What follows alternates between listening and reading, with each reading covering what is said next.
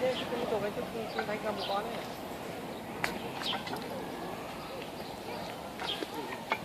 đấy. Đây, xin chào.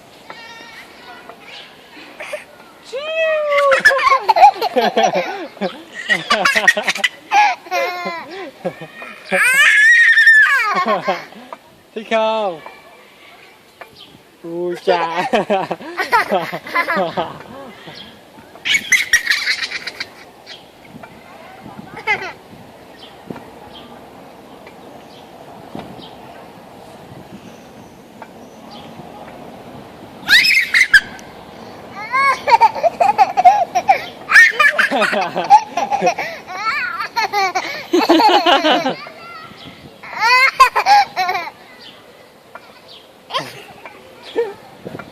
Chơi những cái này có phải là ấy không?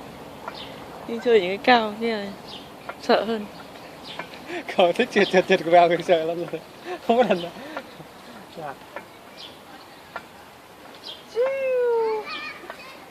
Cứ phải mạnh là mới sướng. Con nắm vào. Nắm tay vào chứ.